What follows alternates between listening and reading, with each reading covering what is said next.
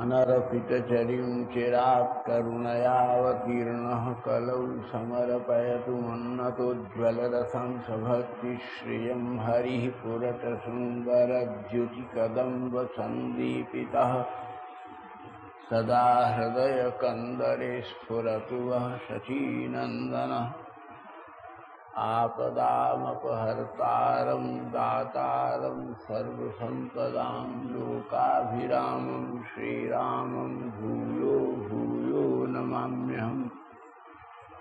नारायणं नमस्कृत्य नरं चैव नरोत्तमं देवीं सरस्वतीं व्यासं ततो जयमुदीरयेत्।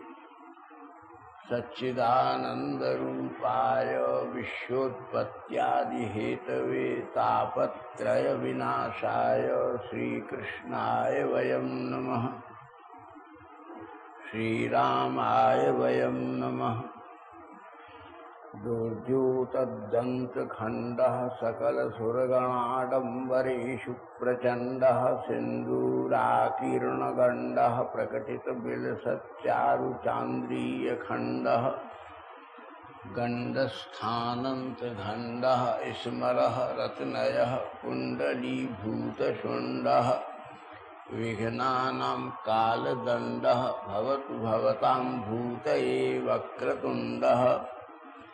विरञ्चि नारायण वन्दनीयो मानं विनेतुं गिरिशोऽपि यस्या कृपाकटाक्षेण निरीक्षणानि व्यपेक्षते सावतु वो भवानी।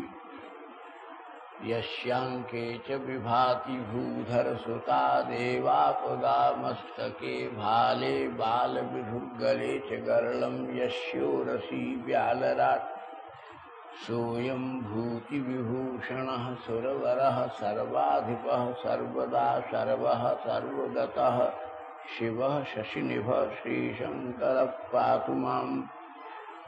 जृम्भारातिभकुम्भोद्भवमिव दधतः सान्द्रसिन्धूरेणुं रक्तः सिक्तः इव उभयहृदयदिवितटी धातुधारादिवस्य आयान्त्यातुल्यकालं कमलवनरुचे वारुणावो विभूत्यै भूयासुर्भासयन्तो भुवनमभिनवा भानवो भानवीयः। भक्तिप्रभुवाय दातुं मुकुलपुटकुटीकोटरक्रोडलीनां लक्ष्मीमाकृष्टुकामा कमलवनोद्घाटनं कुर्वते ये कालाकारान्धकाराननपतितजगत्साद्धतध्वंसकल्यः। कल्याणं वः क्रियासु किशलयरुचयस्ते कराभास्करस्य। यो ब्रह्मरुद्रशुकनारदभीष्ममुख्यैरालक्षितो न सहसा पुरुषस्य तस्य सद्यो वशीकरणचूर्णमनन्तशक्तिं तं राधिकाचरणरेणुमनुस्मरामि। कृष्णाय वासुदेवाय हरये परमात्मने प्रणतक्लेशनाशाय गोविन्दाय नमो नमः। कृष्णाय वासुदेवाय देवकीनन्दनाय च नन्दगोपकुमाराय गोविन्दाय नमो नमः। चेतोदर्पणमार्जनं भवमहादावाग्निर्वापणं श्रेयः कैरविचन्द्रिकावितरणं विद्यावधूजीवनम् आनन्दाम्बुधिवर्धनं प्रतिपदं पूर्णामृतास्वादनं सर्वात्मस्नपनं परं विजयते श्रीकृष्णसङ्कीर्तनम्। कृष्णाय वासुदेवाय हरये परमात्मने प्रणतक्लेशनाशाय गोविन्दाय नमो नमः। कृष्णाय वासुदेवाय देवकीनन्दनाय च नन्दगोपकुमाराय गोविन्दाय नमो नमः। हरे कृष्ण कृष्ण कृष्ण हरे हरे, हरे राम राम राम हरे हरे। हरे कृष्ण कृष्ण कृष्ण हरे हरे, हरे राम राम राम हरे हरे।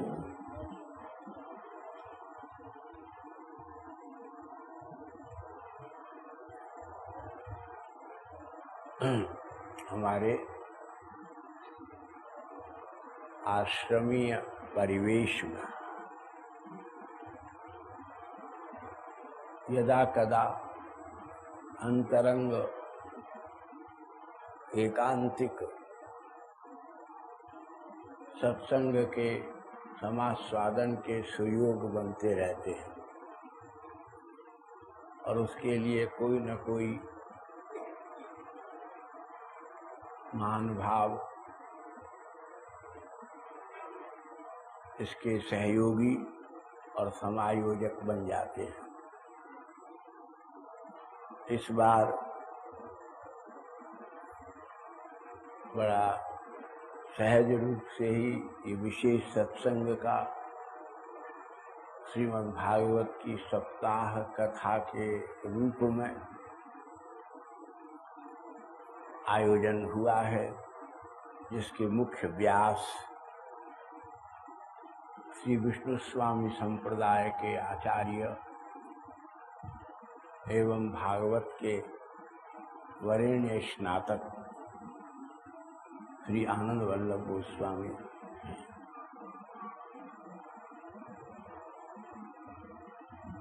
आचार्य मुखोक्त श्रवण जो है उसका विशेष महत्व है। हम तो केवल इनके अनुरोध से और अपने समागत गीता जी के, गीता भुवना जी के संतोष के लिए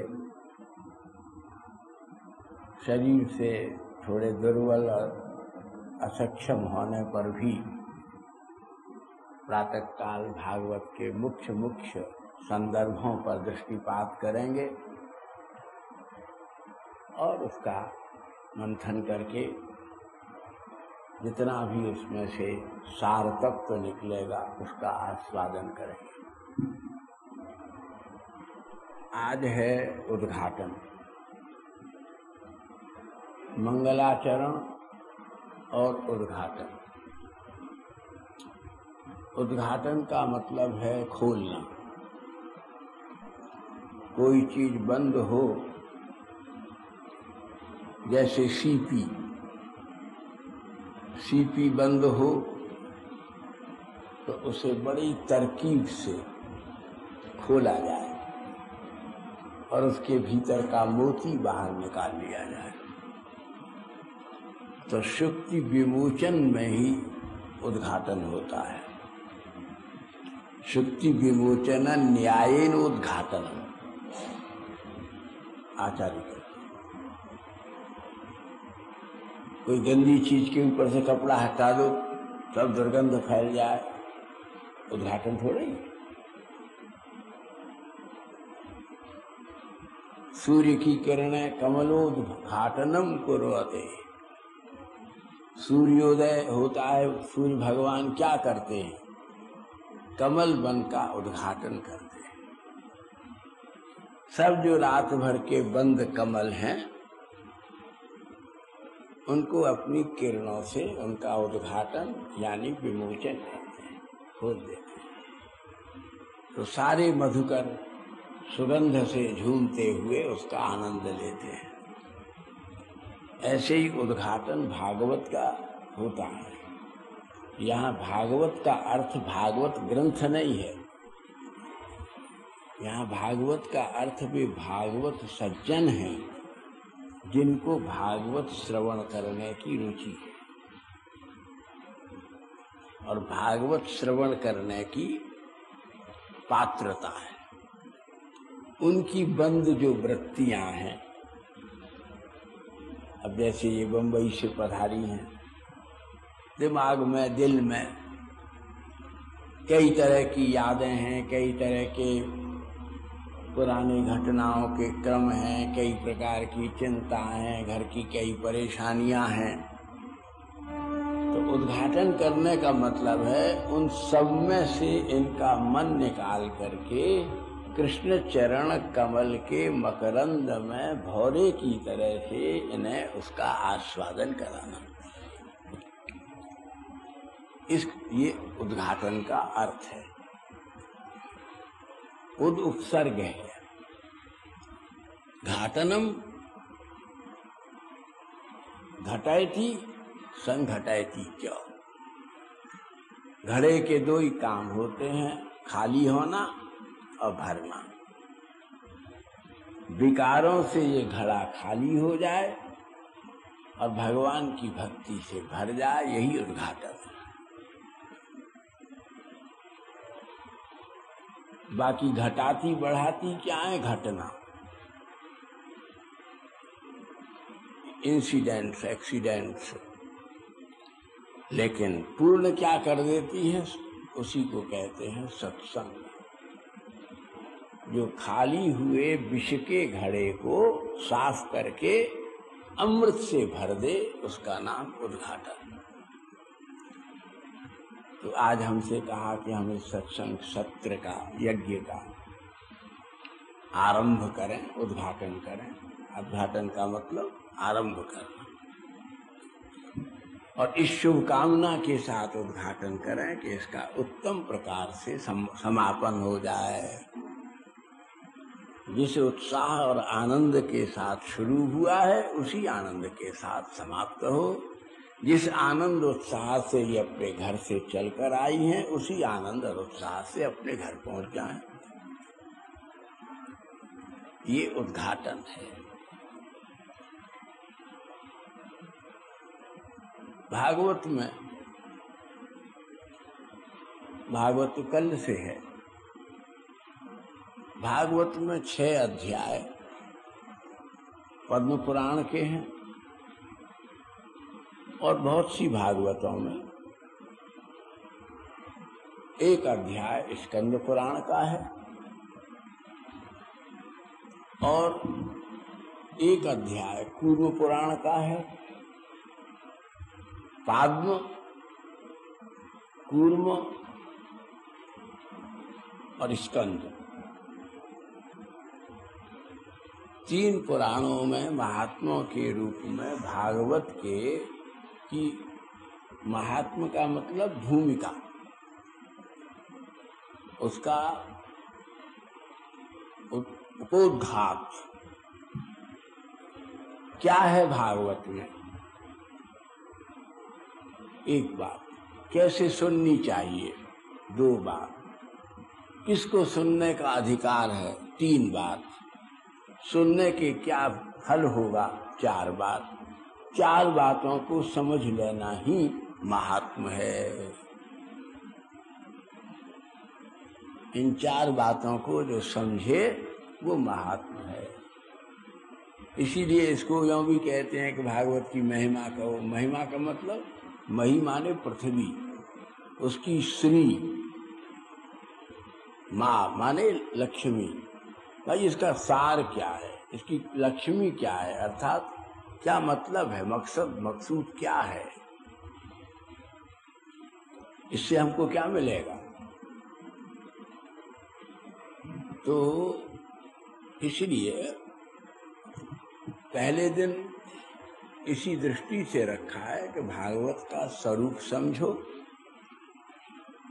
और भागवत में जिसका यश है उसका स्वभाव समझो भगवान का,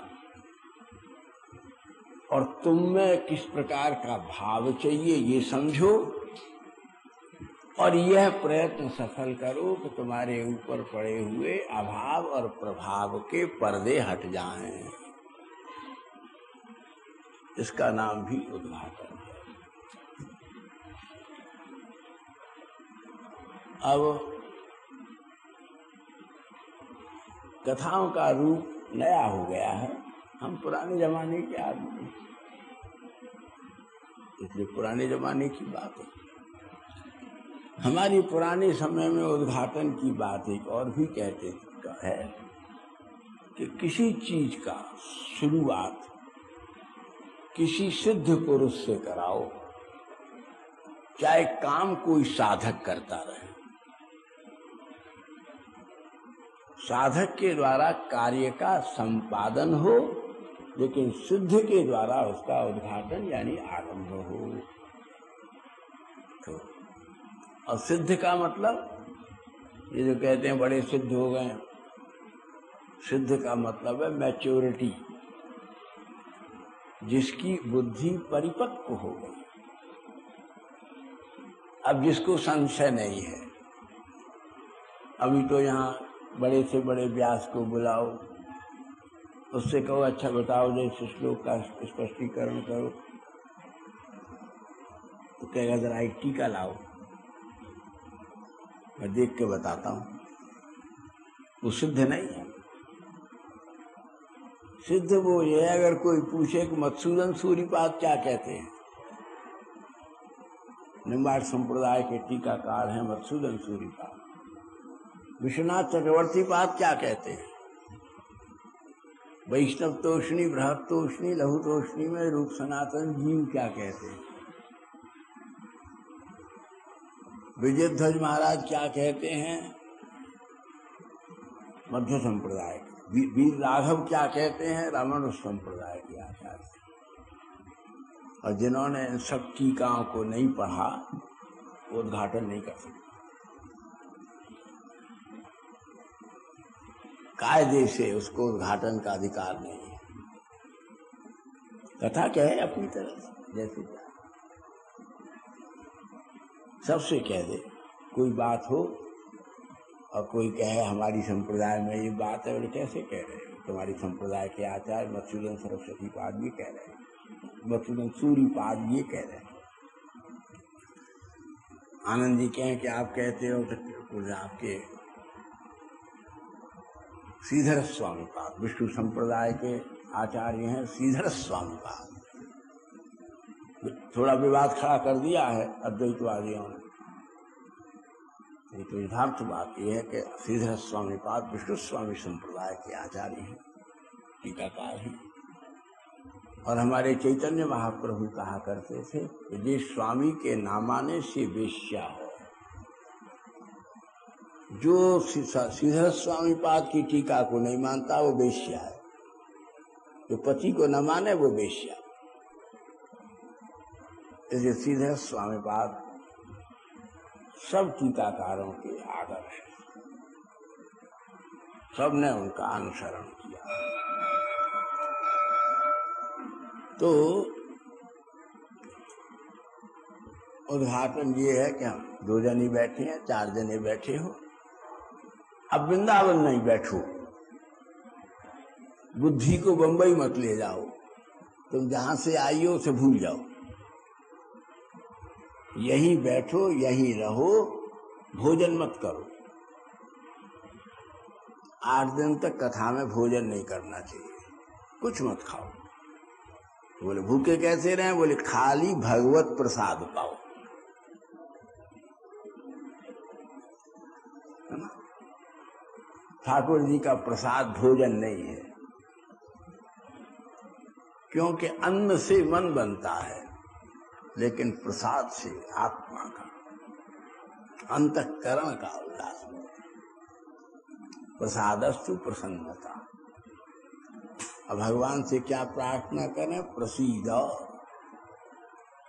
हे प्रभु हमको प्रसाद दो, प्रसीद, हमको अपना ऐसा प्रसाद दो जो उस प्रसाद से हम इतने पवित्र हो जाएं कि किशोरी जी हमको अपना आह्लाद दे दें। प्रसाद देने वाला कौन, कृष्ण। आनंद आह्लाद देने वाली कौन, श्री राधा रानी। तो प्रसाद आह्लाद दोनों मिल जाएं तब फिर क्या हो जाए, ये नाद कथा का उदय होता है, नाद माधुरी का उदय होता है। और वो कौन देता है, श्री वृंदावन धाम। अब बात तो बहुत है, लेकिन उसको ज्यादा विस्तार की अपेक्षा नहीं है। तो अपने इस आश्रम में अगर भावपूर्वक सुना तो आसमंतात तुम्हारे जीवन में जो भी श्रम हुआ है, परिश्रम हुआ है, परेशानी हुई है, समस्या हुई है, श्रांति हुई है, भ्रांति हुई है, क्लांति हुई है, सब दूर हो जाएगी। और नहीं तो क्या हो जाएगा, आश्रम इतनी दूर आई हो, इतना खर्च किया, इतना खाली परिश्रम ही परिश्रम हो जाएगा, फल कुछ नहीं होगा। तो परिश्रम की निवृत्ति हो जाए, आनंद की प्राप्ति हो जाए, वो जो जहाँ होता है वो आश्रम है। आश्रम में क्या होता है, भोजन नहीं होता, प्रसाद होता है। और प्रसादों में सबसे बड़ी प्रसाद क्या है, बोले कृष्ण कथा रस। और सब प्रसाद है ये ठाकुर जी के जो भोग लगे, लेकिन सबसे बड़ा रोग राग संभोग योग याग इन सब के फल को देने वाला प्रसाद है। अब वो प्रसाद है श्रीमद् भागवत की कथा सुनना। आप लोग, अब अलग बात है, बड़ी भारी गर्मी पड़ रही है, वृंदावन में जगह जगह कथा हो रही है, सत्संग हो रहे हैं, संकीर्तन हो रहे हैं, अनुष्ठान हो रहे हैं, तो लेकिन जितने हो, अब हमारे ऊपर इस बात का कोई असर नहीं है कि एक सुनता है कि 1000 सुनता है कि 1 लाख सुनता है। आनंदमय बस्ती में आनंद वल्लभ गोस्वामी जी से आप श्रीमद् भागवत की कथा का श्रवण कीजिए। हम भी सुनेंगे, आप भी सुनेंगे, परंतु श्रीमद् भागवत के पद्म पुराण में महात्म तो आज संध्या को आप व्यास जी के मुख से सुनिए। हम पद्म पुराण के इस महात्म का एक श्लोक आपके सामने है।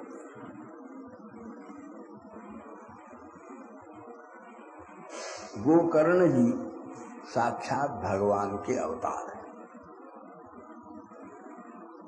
लेकिन कैसे अवतार हैं, कथा के सबसे उत्कृष्ट श्रोता हैं,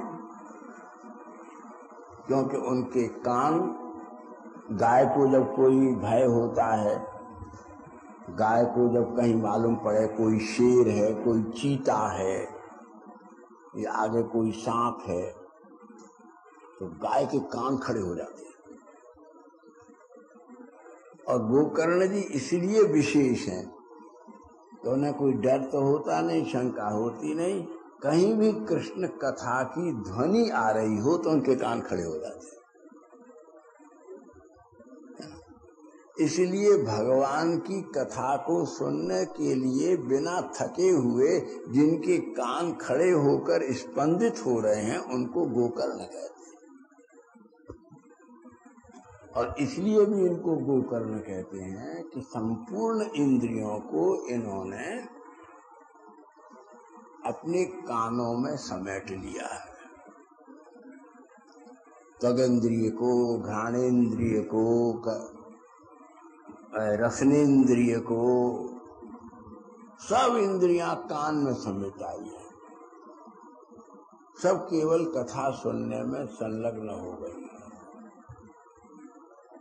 इसलिए गोकर्ण जी गौ से उत्पन्न हैं। जो भगवान की कथा सुनते हैं उनके भीतर, गैया के भीतर जैसे सब देवता रहते हैं, ऐसे गोकर्ण जी के भीतर सारे देवता रहते हैं। और आत्मदेव ब्राह्मण, आत्मदेव ब्राह्मण कौन है? जिसका अब अधिदैवत तत्व इंद्रियों को तृप्त करना नहीं है, शरीर को तृप्त करना नहीं है, जो अपने आत्मा रूप देवता में ही समेट आया है, उसी के देवत्वाधिष्ठात्र चैतन्य परत्व कृष्ण की उपासना करते हैं। लेकिन जीव फंस जाता है। तो गोकर्ण जी जैसे व्यक्तियों के, महान भावों के, संतों के उपदेश से फिर वो प्राप्त जगहों को त्याग करके प्राप्य जगह को प्राप्त कर लेते हैं। तो गोकर्ण जी ने अपने पिता से कहा, और वो बात ही महात्मा है, और तो सब कथा है, कहानी है, सब आप सुनना। सबसे पहली बात ये कही है, धर्मम भजस्व सततम त्यजलोक धर्मान सेवस्व साधु पुरुषान जहि काम तृष्णाम अन्यस्य दोष गुण चिंतन माशु त्यक्त्वा सेवा कथा रसमहो नितराम पिबत्वम। भज धातु सेवायाम, भज माने पीना, भजन करना। तो महात्मा कहाँ है? भजन कर रहे हैं, अर्थात पी रहे। भज धातु सेवायाम। एक तो आपने ब्याह किया, एक स्त्री को प्राप्त किया, ये तो साधन हो गया, लेकिन उसका कितना पौरुष आप में है, कितनी तमीज, कितनी विद्या, कितनी कला, कितने अक्षेम, कितनी क्षमता, ये कितनी है, वो उसका उपभोग है।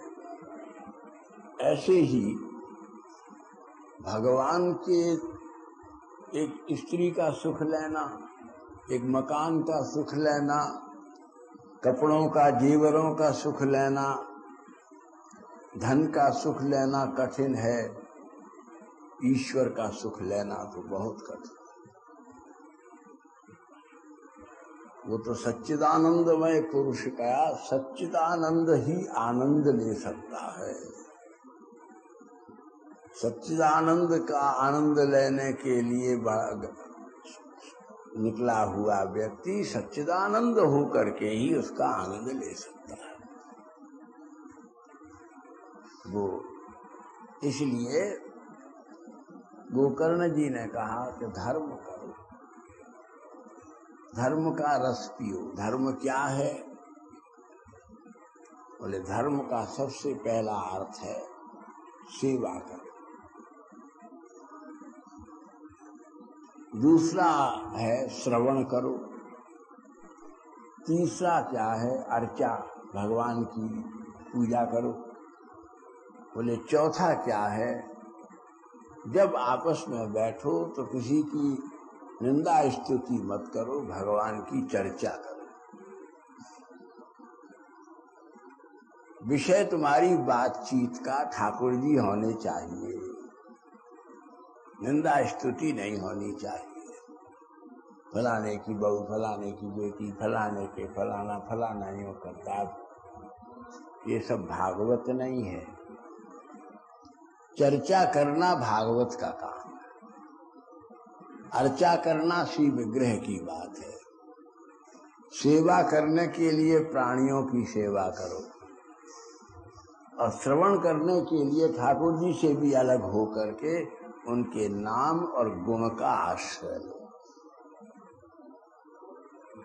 इसी सेवा, इसको कहते हैं धर्म।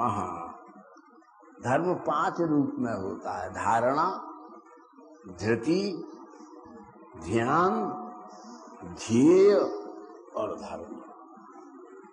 ध्येय क्या है? श्री कृष्ण। ध्यान किसका? श्री कृष्ण का। धृति, धारणा क्या? कृष्णोन्मुखी गोपी, कृष्ण के चरणों में समर्पिता। और ये सब मिलकर के क्या है? मनुष्य का ऐसा करना जिनका स्वभाव हो गया। न जाकर कहो ना इनसे कोई,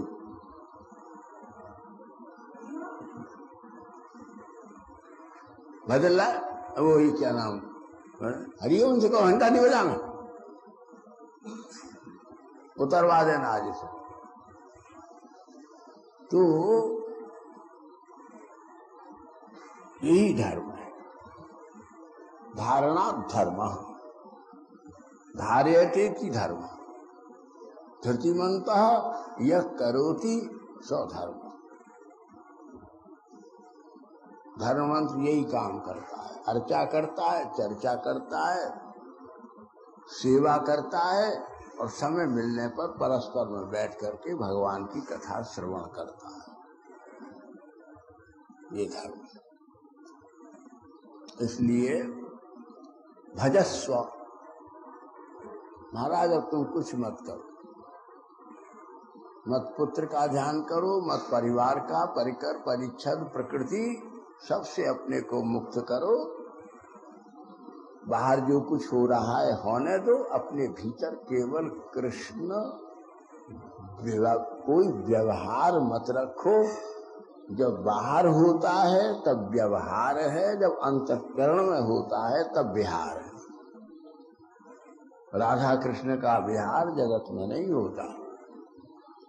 कहाँ होता है? बोले निकुंज में, निभृतों में। निकुंज के लिए दूसरा शब्द है निभृतः। निवृत्ता से क्या तात्पर्य? अंतःकरण। अंतःकरण चतुर्थयाधिष्ठात्र परत्वे विद्यमान यह परा विद्या सार सर्वस्वता ज्ञापन रूपेण सएव।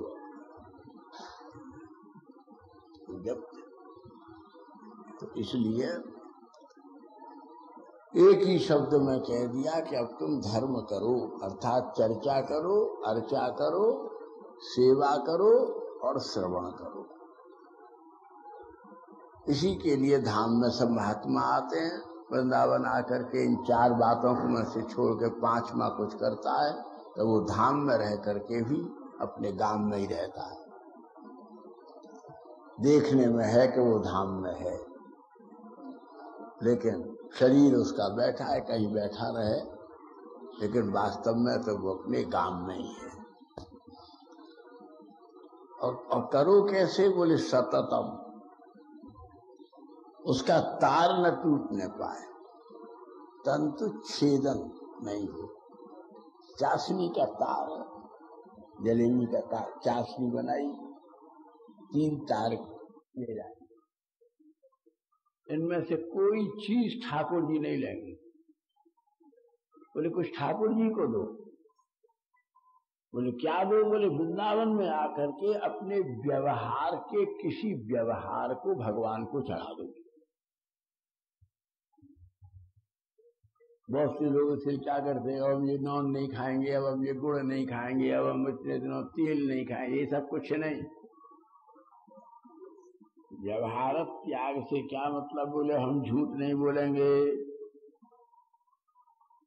अब हम अपनी बुद्धि से ठाकुर जी को छोड़कर किसी दूसरे का ध्यान नहीं करेंगे। अच्छा, अब हमने छोड़ दिया, हम किसी पर गुस्सा नहीं करेंगे। आज हम एक नया दान कर रहे हैं। बोले क्या? कि अब हम जो कुछ भी खाएंगे वो भगवान को वही खाएंगे जो ठाकुर जी के अर्पण हो सकता है, और ठाकुर जी के अर्पण हो गया है वही खाएंगे।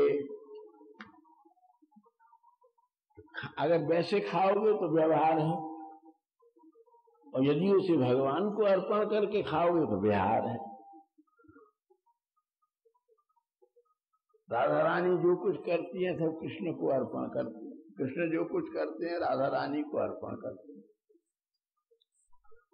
यही परस्पर में रमण है, यही परस्पर में विहार है।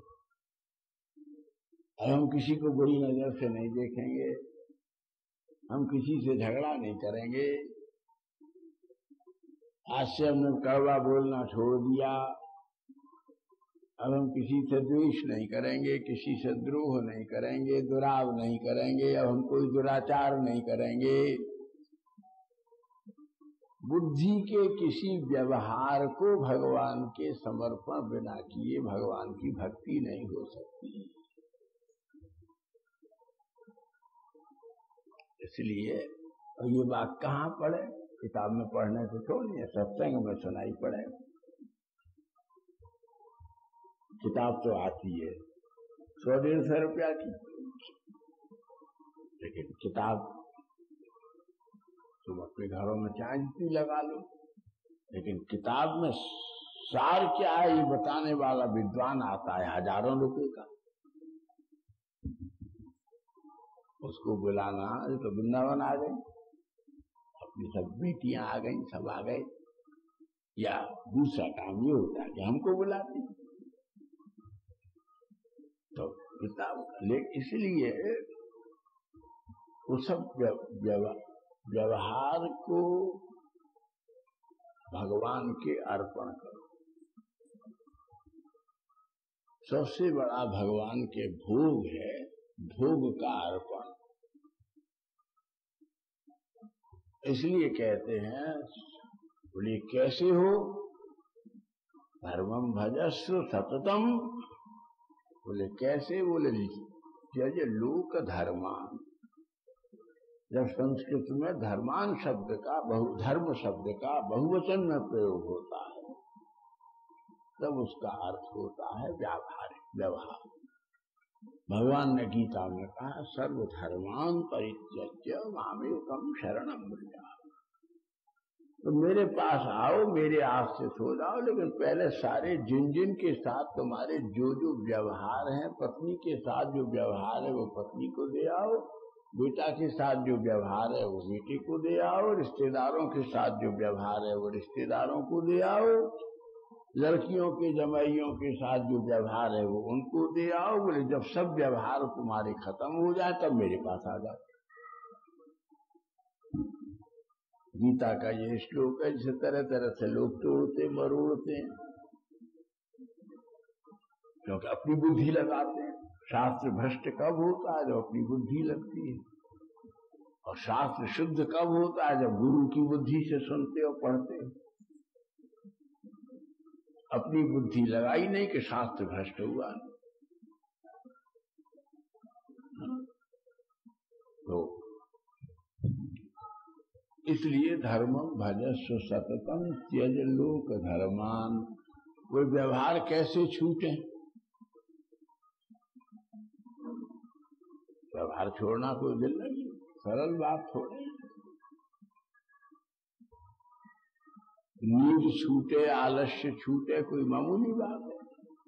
और कथा में तो और नींद आवे बढ़िया, दवाई खाने से भी नहीं आए।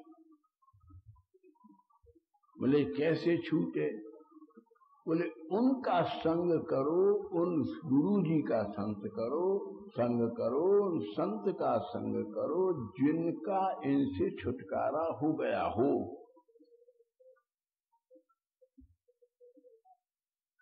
सेवस्व साधु पुरुषा, जिनके प्रति सब लोग, सब संत साधु साधु साधु साधु, जय हो जय हो जय हो, धन्य हो धन्य हो धन्य हो, इति ध्वनि वर्तते येषां ते एव साधु। सब लोग एक मुग्ध कंठ से एक प्राण हो, अरे वाह, तो परम राजक परमहंस। अब वो चाहे कैसे भी रहते, स्त्रियों में रह करके ब्रह्मचारी हैं,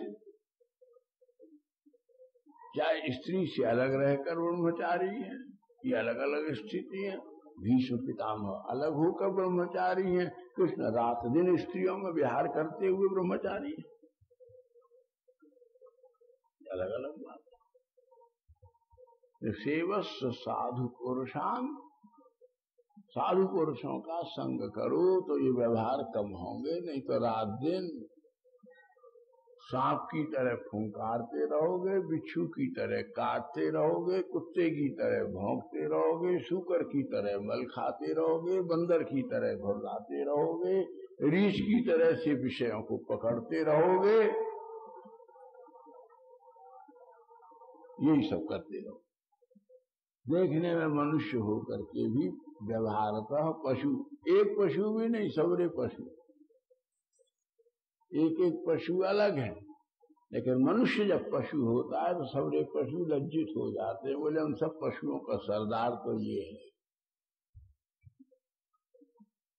बोले साधु पुरुषान यही काम। बोले साधुओं के पास कैसे जाएं,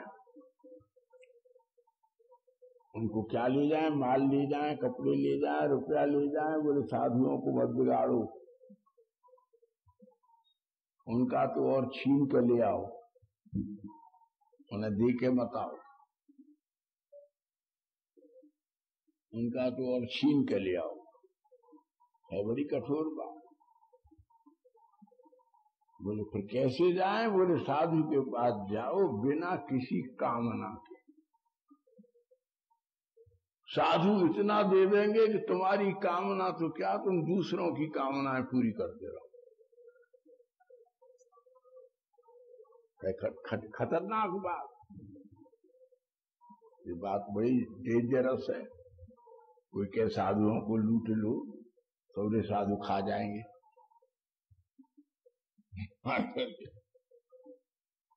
यही काम तृष्णा, कामना और तृष्णाओं से रहित होकर के साधुओं का सत्संग करो, सज्जनों का सत्संग करो। क्यों? सत्संग है उत्तर रामचरित्र के मंगलाचरण में भवभूति लिखते हैं कि जीवनम सज्जनानाम, हनुमान नाटक भी राघव बोलते हैं। सत्संग सज्जनों का जीवन है, दुर्जनों से इसका कोई सत्संग नहीं, दुष्टों का कोई सत्संग नहीं।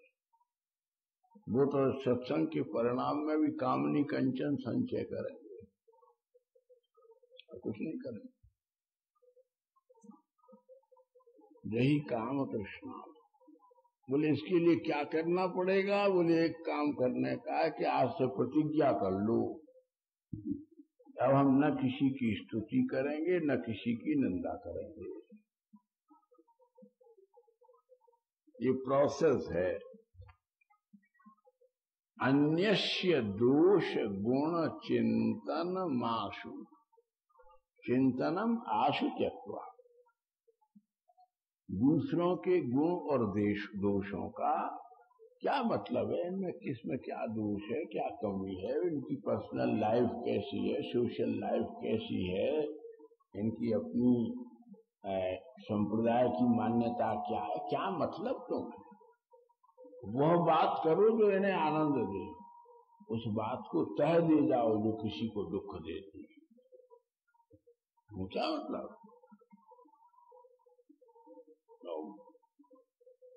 ये हरिदास जी को, महाराज को, स्वामी जी को कैसे मानते हैं? हम तो दस्तंदाजी करें, हम तो इस बात पर तवज्जो रखें कि हम चैतन्य महाप्रभु को कैसे मानते हैं।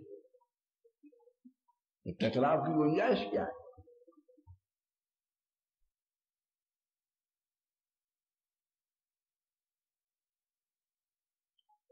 मत किसी की निंदा करो, मत किसी की स्तुति करो, नहीं बने तुम अपने घर राजी हो, अपने घर राजी। काय को झगड़ा करने आए हो, टकराव करने आए? तुम अपने मस्त रहो, अपने मस्त रहते हो। तुम्हारी मस्ती तुम्हारे पास, तुम्हारी हस्ती तुम्हारे पास, हमारी मस्ती हमारे पास, हमारी हस्ती हमारे पास। नो ही आकर के झगड़ा बोल लेते हो, कलह करते हो। तो अन्यस्य दोष गुण चिंतन आशु, बोले करो क्या? सेवा कथा रस महु नितरम पिबत्वम, भगवान की कथा का रस पियो। रस बिना कथा के नहीं पिया जा सकता। तब तो किया जा सकता है, चिंतन किया जा सकता है, आस्वादन नहीं किया जा सकता। भगवान के रस का आस्वादन करो और उसका सेवन करो, जुगाली करो। सेवा करने का मतलब हाथ पैर दाबना नहीं है। कोई पंखा करो, कोई को पैर दाबो, कोई को दवाई दो, नहीं, जुगाली करो। जैसे गैया खानी खा लेती, फिर उसकी जुगाली करती रहती है। तुम बैठ करके चिंतन करो। भैया व्याकरण तो ये तो भागवत तो सब ग्रंथों का सार है ना। सब व्याकरण भी का ज्ञान हो, साहित्य का भी हो, कारिका का भी ज्ञान हो, सांख्य को भी, वैशेषिक को भी, योग को भी, वेदांत को भी, निरुक्त को भी, सबका बिना आस्वादन किए भागवत छूने की हिम्मत करते हो, ये तो बहुत अन्याय की बात। इसलिए अन्यस्य दोष गुण चिंतन माशु त्यक्त्वा, भगवान सब संतों की, गरीबों की सेवा करो, जुगाली करो और आस्वादन करो। अब तो इमरती मुंह में गिरो, एक गिलास पानी निकल जाओ। एक एक कथा सुनो, उसका मनन करो, चिंतन करो, आलोडन करो। हैषंगव इव आलोडनम कुर्वन्ति ये कवयः ते तत्त्ववादधि पिबन्ति आस्वादयन्ति। ये उसका आस्वादन। इसलिए उस पर तत्व का खूब आनंद से सेवन करो। और करेगा कौन? तो इतने बैठे हैं एक दूसरे से, अब यहाँ कोई किसी से बोलना भी नहीं चाहता, कोई किसी के पास बैठना नहीं चाहता। लेकिन अगर किसी का किसी से प्यार हो जाए तो फिर वो उसे छोड़ना नहीं चाहता, उससे अलग नहीं होना चाहता। चाहे वो प्यार माँ की तरह हो, बेटी की तरह हो, बहन की तरह हो, भाई की तरह हो, ये भाव है, इसका नाम भाव है। हम तुमको प्यार करते हैं। बदमाश क्या समझे? महाराज जी क्या कहते हो भैया? ये तो नहीं, वो भाव है, मातृभाव से, भगनी भाव से, पुत्री भाव से, भगवत भाव से। अरे तो राधा रानी की सखी है। भाव को ऊर्जितम कृत्वा, समूर्जितम कृत्वा भावम स्वादनम भवति। ऊर्जस्वित भाव के द्वारा जब सेवित होंगे तो भगवान के दिव्य रस का आस्वादन होगा। इसलिए यो आत्मदेव ब्राह्मण गोकर्ण जी से कहते हैं, गोकर्ण जी आत्मदेव ब्राह्मण से कहते हैं कि पिताजी सबको छोड़ करके दिन में सुनो और रात भर बैठे हुए जुगाली करो। इसलिए केवल कथा 3 ने सुनी है जितना हम जानते हैं। परीक्षित दिन भर सुनते थे, बाकी एक आसन पर बिना खाए पिए आमरण अनशन लेकर के मनन करते थे, जुगाली करते थे। आत्मदेव ब्राह्मण ने आमरण अनशन लेकर के गोकर्ण से कथा सुनी और प्रेत ने बांस में बैठ करके बिना हिले डुले, बिना कहीं कुछ खाए पिए गोकर्ण के मुख से कथा सुनी। इसलिए सुखदेव की कृपा से परीक्षित वैकुंठ चले गए, गोकर्ण की कृपा से प्रेत वैकुंठ चला गया, सौत की कृपा से शौनक ऋषि वैकुंठ चले गए। तो जिन्होंने गुरु आज्ञा से और शांत भाव से, बिना कामना के, बिना किसी प्रकार के व्यवहार के, ध्यान से भगवान की कथा सुनी है, उनको लेने के लिए स्वयं वैकुंठ आएगा। उन्हें वैकुंठ जाने का प्रयत्न नहीं करेगा, वैकुंठ प्रयत्न करेगा कि कब समय आए हम इनको अपने धाम में ले आए। इसके लिए ये श्रीमद् भागवत है। और इस भागवत कथा का हमारे विद्वान और परम प्रिय और अपनी संप्रदाय के अधिष्ठाता श्री आनंदवल्लभ जी इस कथा को कहेंगे। हम तो ज्यादा बोल नहीं सकते, इतना बोलना भी हमारे लिए अब कठिन है, लेकिन ये तो आज सब में और ये ठाकुर जी की सेवा है, आनंद जी का अवतार है। अब इनके मुख से आप श्रीमद् भागवत का महात्मा श्रवण करें। थोड़ी देर अब कहेंगे, बाकी संध्या को 5 बजे से 7 बजे तक रोज कथा होगी। इनकी प्रातः काल होगी हमारी 8 से भी, जिसका आश्रय लेकर के वेद के आशय को भगवान की कृपा के उदाशय को प्राप्त कर सकता है, सारे संशय और भय का नाश करके अकुतो भय हो सकता है। यह सब विनिमय, समन्वय, तन्मय कर देने वाला भगवान का दिव्य भाव रस,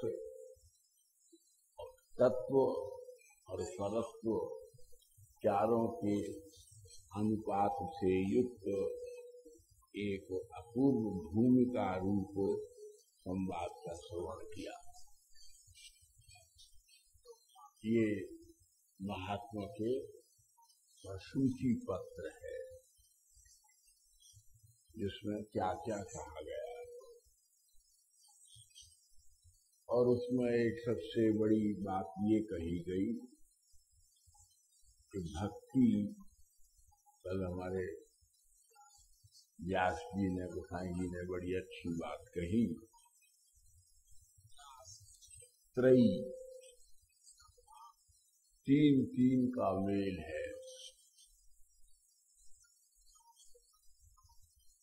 और आचार्य भी उसे ही कहते हैं जो प्रस्थानत्रयी पर भाष्य करे। शास्त्र कितना है? प्रस्थानत्रयी।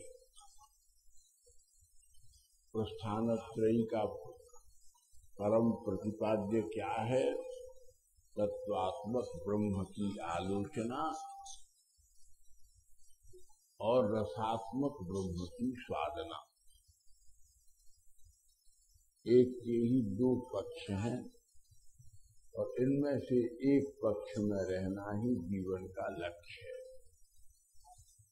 तत्वात्मक ब्रह्म की उपासना करने वाले परमहंस, अवधूत, परिव्राजक, तत्वज्ञानी लोग होते हैं और सब ब्रह्म की उपासना करने वाले भगवान के समर्पित अकिंचन भक्त होते। इसलिए भक्ति के रस रूपा, ये महात्मा में बात कही गई, भक्ति रस रूपा है, चिन्मयी मूर्ति। ये भगवान की चिन्मयी मूर्ति है। भक्ति तस्तु प्रिया तस्य सततम प्राणतोधिका त्वया हूतस्तु भगवान याति नीच ग्रहेष्वपि। जैसे कोई कामी पुरुष किसी स्त्री के अधीन हो जाए और उसके इशारों पर नाचे, ऐसे ही हे भक्ति, भगवान तुम्हारे अधीन हो गए हैं, तुमने भगवान को अपने बस में कर लिया है और भगवान तुम्हारे इशारे पर नाचते हैं। बड़े बड़े योगियों की समाधि में, ज्ञानियों के अनुभव में और महत् पुरुषों की कल्पना में भी जिनका आना संभव नहीं है, वो परमात्मा तुम्हारे कहने से शबरी आदिकों के झूठे बेर खाने के लिए विवश हो जाते हैं। योगींद्र चलते चलते थक गए लेकिन नहीं पहुंच पाते, वो भगवान हाथी के पीछे भागने को विवश हो जाते। शरणागत होने पर अगर किसी की इज्जत की साड़ी सभा में खींची जा रही हो तो झटका से दुर्विनीति, दुराचार, व्यभिचार, अनाचार, अत्याचार, अतिचार और अनुपचार, इन 7 विकृतियों के दुशासन के हाथ से चीर को खींच करके अपना पीतांबर पहना देते हैं, पीतांबर पकड़ा देते हैं। इसलिए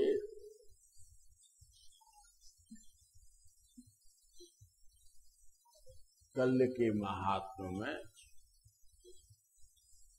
ये जो 18 बात है, अब ये बिना शास्त्र के गूढ़ तत्वों को गुरुमुख से, अपनी बुद्धि से नहीं, बिना पढ़े नहीं आ सकती। इसलिए एक शब्द में कहा कि भक्ति तस्तु प्रिया तस्य सततम प्राणतोधिका। पति किस स्त्री के बस में होता है? जिसको वो बहुत प्यार करता है। भगवान की सत्परक, चित्परक और आनंद परक, समृत सार सर्वस्व, लादनी सार सर्वस्व, समृष्ट सार सर्वस्व, लौकिकी अलौकिकी बाह्य आभ्यंतर भूता नित्य सिद्धा समाश्रिता योग परा यज्ञापूर्वक संभावना प्रदान करने वाली भगवान की चित शक्ति और भगवान को भक्तों से के ऊपर कृपा कराने के लिए विवश करने वाली लादनी सार सर्वस्व शक्ति जो श्रीमती श्री राधा। इस प्रकार शक्ति समवायों में भगवान को प्रिय कौन है? बोले सर्वाधिक प्रिय भक्ति। भक्ति सबसे बड़ी नायिका है। और भक्ति में भी श्रेष्ठ भक्ति कौन सी है? क्योंकि भक्ति नित्य भगवान का पंचामृत से अभिषेक करती है। मंदिर में जब कोई बड़ी अर्चा होती है तो भगवान का पंचामृत से अभिषेक होता है। पंचामृत से अभिषेक होना में सबसे पहले दुग्धाभिषेकम, पयाभिषेकम, दूध से अभिषेक होता है। बोले दूध क्या है? श्री कृष्ण है। कल इन्होंने बात कह दी, हम आवृत्ति नहीं करते, परंतु दूध में रहने वाला घी जो है उसी में पकवान बन सकते हैं, जलेबी, इमरती, लड्डू। दूध में तो नहीं बन सकते। दूध में से निकले हुए घी में से बन सकते हैं। इसलिए जीव का आनंद, जीव की शुद्धि सिद्धि, उसकी चिदानंदता कृष्ण रूपी दूध से नहीं बन सकती, राधा रूपी घी से बन सकती है। हमको लोग थोड़ा बदनाम करते हैं कि हम कृष्ण तत्व के सामने राधा तत्व को गौण करते हैं, लेकिन क्या करें, हम प्रवक्ता हैं उन महात्माओं के सेवन करने वाले, जिनका आधार कोई बात कहने में उपनिषद है। महात्माओं ने क्या कहा? अनुभव है। शास्त्र ने कहा, क्या कहा? सिद्धांत है। वेदानुसारेण कथनम कुर्वन्ति ये पुरुषा ते तत्व ते कवयः तत्ववादवी इति कहा। इसलिए आदत है कि तत्व को उसी पक्ष में कहना जिस पक्ष से उपनिषदों ने, वेद ने उसका प्रतिपादन और संपादन किया है। राधा रानी की महिमा इससे बड़ी क्या हो सकती है कि कृष्ण गाढ़ दुग्धम कृष्णेति दुग्धम, श्री कृष्ण ही परम दूध हैं। कृपा कामधेनु के, भक्ति कामधेनु के, लेकिन उसमें से निकला हुआ माखन भी नहीं, क्योंकि माखन में छाछ रहती है, छाछ मिश्रित माखन में दुर्गंध आ जाती है। इसलिए जिसमें से सारे छाछ वगैरह निकाल करके शुद्ध अंतःकरण की मटकी में जिसको सुरक्षित रख दिया है, उस घी का पर तत्व ही श्री राधा तत्व है। इसलिए लेकिन घी को सब अकेले नहीं खा सकते। इतना ही कथन में चाहे जो कोई जो भेद मान ले, घी को दाल में मिला के खाओ, घी के लड्डू बनाओ, बर्फी बनाओ, घी को गरम गरम दूध में ही मिला के पियो। जो पहलवान होते हैं पीते हैं, हम शरीर से तो टुकड़ी रोटी भी नहीं खा सकते। तो घी जैसे किसी वस्तु के अनुपान से, इसको शास्त्रीय शब्दों में कहते हैं अनुपान। शहद में मिला के दवाई खाओ, माजून में मिला के खाओ, अर्क में मिला के खाओ। तो राधा रानी का नाम भी जो परम घी है, उसे कृष्ण नाम के गरम दूध में मिला के।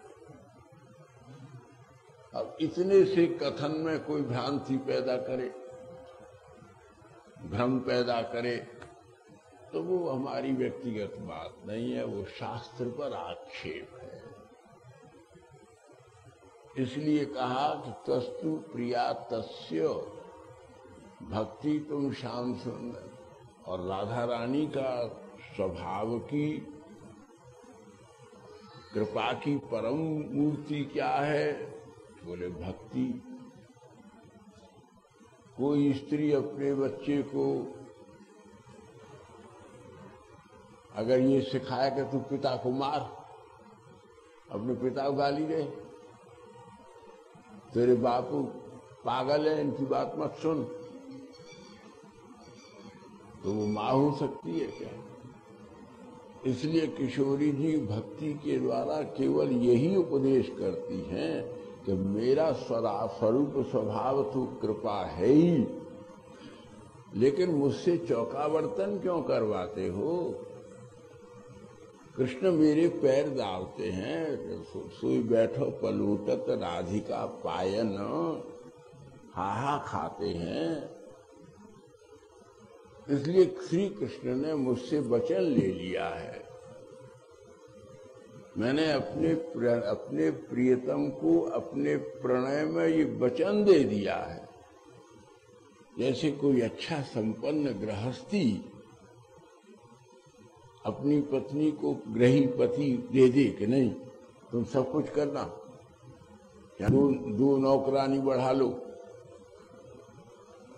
ये सब पानी लाना, चौका बर्तन करना, ये सब तुम्हारा काम नहीं है, इसकी व्यवस्था के लिए मुझसे कहना। तो जीव के पापों को, आवरणों को, व्याघातों को, विधाओं को, विकृतियों को, व्यारोपों को, विकल्पों को, व्यतिरेकों को, व्यतिशय को, इनको दूर करने में श्री किशोरी जी के कोमल हाथ थक जाएंगे।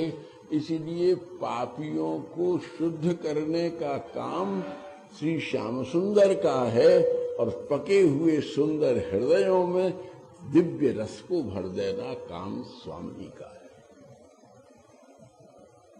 इसलिए भक्ति का पंचामृत क्या है, ये सब वैष्णवों को, भक्तों को समझना चाहिए। भगवान की चिन्मयी मूर्ति है। राधा रानी की दोनों अनुगता हैं, मुक्ति भी और भक्ति भी। मुक्ति को पृथ्वी पर रहने की आज्ञा नहीं है कि तुम वैकुंठ में रहो। जब तुमको बुलाया जाए तब आ जाना। क्यों? तो मेरे सामने ये मुक्ति दे नहीं सकते और मेरे पीछे ये भक्ति दे नहीं सकते। और जीव का मुक्ति होने से क्या है, कोई ठीक नहीं है उसे मार डालो, जहर दे दो, समुद्र में फेंक दो। तो जीव को ब्रह्म के परत्व में, तेज में फेंक देना ही मुक्ति है। लेकिन उसको अलग रख करके नचाना, गवाना, कृष्ण प्रेम में आंसू बहवाना, रोमांच कर देना, ये किशोरी का काम।